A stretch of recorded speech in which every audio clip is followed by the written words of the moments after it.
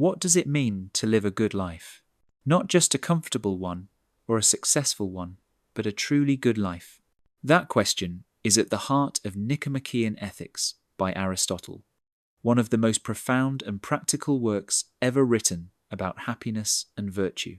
Aristotle, the student of Plato and teacher of Alexander the Great, wasn't interested in abstract ideals or perfect utopias.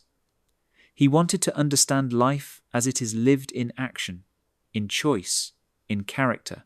He begins with a bold statement: every art, every inquiry, and every action aims at some good. In other words, everything we do, from simple daily choices to great achievements, we do because we think it will bring us something good. But what is the highest good? What is the ultimate purpose behind all our goals? The one thing we desire for its own sake, not for what it leads to. Aristotle's answer is happiness, or eudaimonia. Now, when Aristotle says happiness, he doesn't mean momentary pleasure or fleeting satisfaction. He means something deeper: flourishing, fulfillment, and living in accordance with virtue. Happiness, he says, is not a feeling, it's a way of being. It's the result of living with purpose, reason, and excellence. He writes, happiness depends on ourselves. It's not granted by luck, wealth, or status. It comes from living virtuously, using reason to guide action toward the good. Aristotle's ethics are practical. They're not about rules or commandments, but about habits of character. He introduces the concept of virtuousity, meaning excellence. Virtue is what makes something good at being what it is. The virtue of a knife is to cut well. The virtue of a horse is to run fast and strong. And the virtue of a human being? To live rationally and ethically, to act in accordance with reason, our unique human faculty. Aristotle divides virtue into two types: intellectual and moral. Intellectual virtues like wisdom and understanding are developed through teaching and experience. Moral virtues like courage, generosity, temperance, and honesty are developed through habit and practice. He writes, we become just by doing just acts, temperate by doing temperate acts, brave by doing brave acts. In other words, virtue isn't something we are born with, it's something we become through repetition. You don't learn virtue by studying it, you learn it by living it. Aristotle's famous principle of moral virtue is the doctrine of the mean. Every virtue lies between two extremes, excess and deficiency. For example, courage lies between cowardice and recklessness. Generosity lies between stinginess and wastefulness. Honesty lies between deceit and brutality. Virtue, then, is not about rigid rules. It's about balance, proportion, and wisdom. It's the ability to act rightly in the right way, at the right time, for the right reason. He writes, virtue is a state of character concerned with choice, lying in a mean relative to us, determined by reason. This focus on moderation, on finding the right measure, is what makes Aristotle's ethics timeless. It's not moral perfection he seeks, but harmony.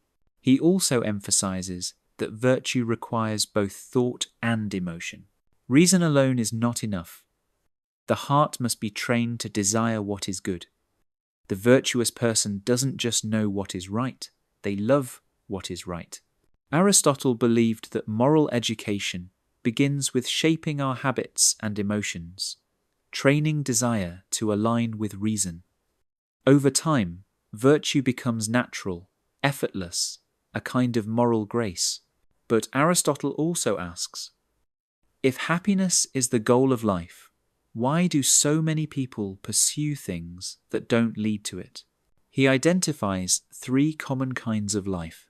The life of pleasure, focused on comfort and enjoyment. The life of honor, focused on reputation and recognition.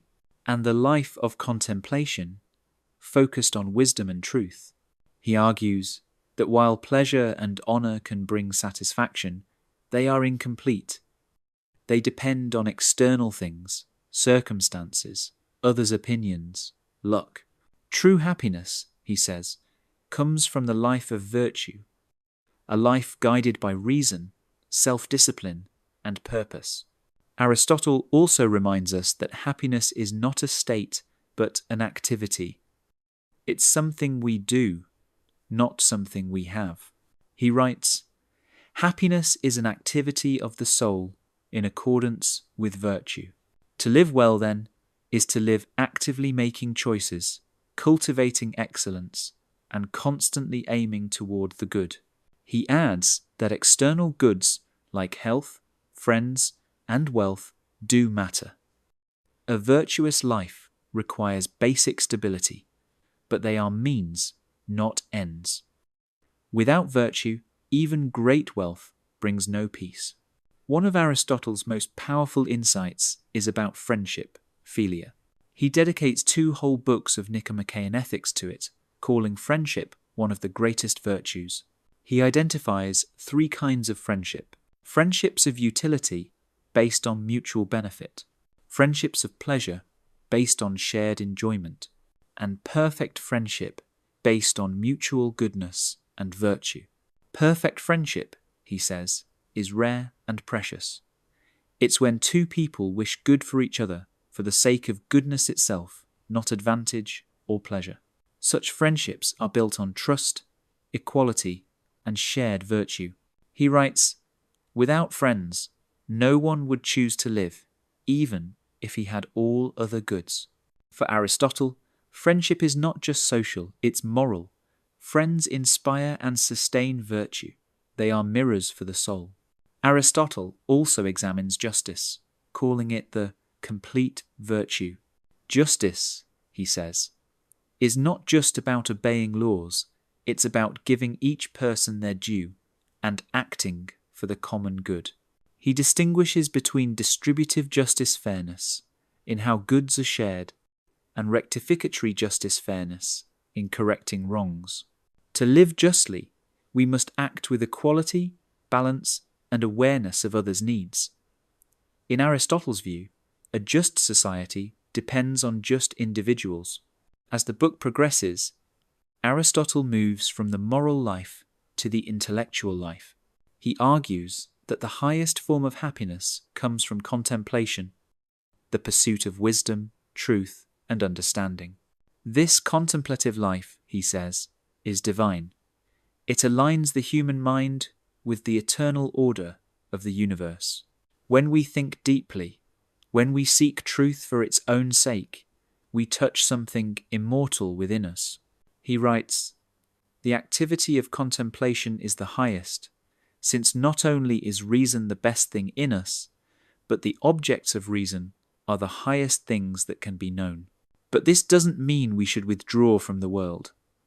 The contemplative life complements the active life. Virtue in action and reflection in thought together form the complete human experience. What makes Aristotle's vision so enduring is that it's both idealistic and realistic. He acknowledges life's imperfections, luck, hardship, and limits, yet insists that through reason and virtue we can live with purpose and dignity. Happiness, he concludes, is not a reward or a gift. It is the natural result of living rightly.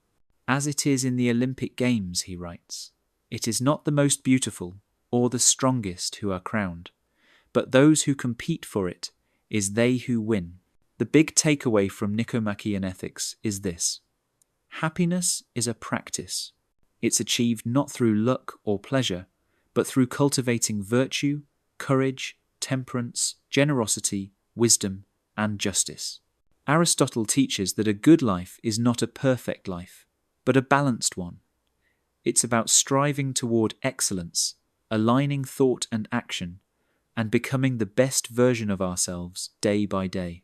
That was Nicomachean Ethics by Aristotle, broken down into its most powerful lessons in under 15 minutes. Which idea resonated most with you, the golden mean? the role of friendship, or the pursuit of wisdom? Share your thoughts in the comments below. And if you enjoyed this summary, make sure to like this video, subscribe to 10-Minute Books, and ring the bell so you never miss our weekly breakdowns of the world's most life-changing books. Thanks for watching, and remember, the good life is built, not found.